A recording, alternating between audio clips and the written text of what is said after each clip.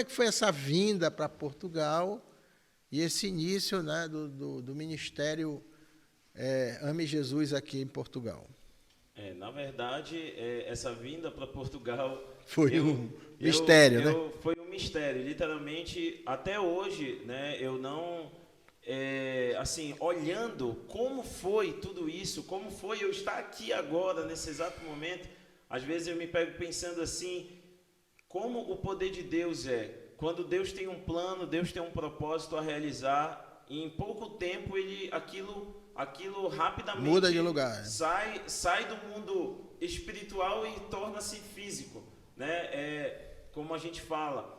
E a vida para Portugal foi assim, debaixo de um momento muito difícil da minha vida que eu estava vivendo em Belém, né? Não ministerialmente falando, né? Não espiritualmente falando, mas eu acredito que, como a palavra de Deus diz, né, que tudo coopera para o bem daqueles que amam a Deus. Então, o momento que eu estava vivendo era um momento de turbulências.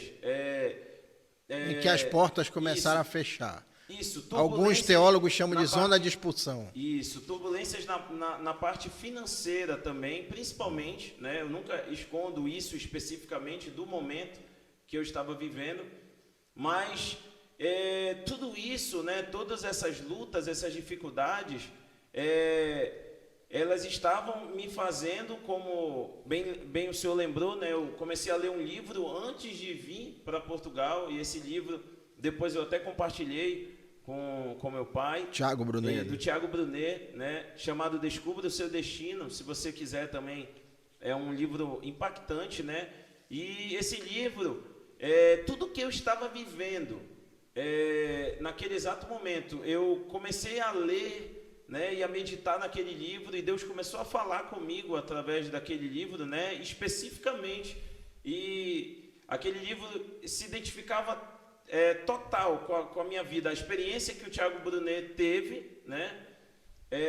E aquilo eu me inspirei, né? E aí eu comecei a ver que quando Deus tem um propósito na vida de alguém, quando Deus tem um plano na vida de alguém, ele, no livro especificamente, chama de zona de expulsão. É quando tudo começa a conspirar a dar errado. Tudo que você faz, Não dá certo. tudo que você tenta colocar em prática, aquilo começa a se fechar. E foi isso que eu comecei a viver naquele momento. Eu comecei a vivenciar algo que em tudo que eu tentava fazer, eu falo financeiramente, algo profissional, empreender, e aquilo não ia para frente, não. E aquilo começou a, de certa forma, né, não tirar o meu foco total, mas começou a me incomodar. Você tem duas alternativas diante dessas situações. Começar a murmurar, reclamar, e agora Deus não me ama.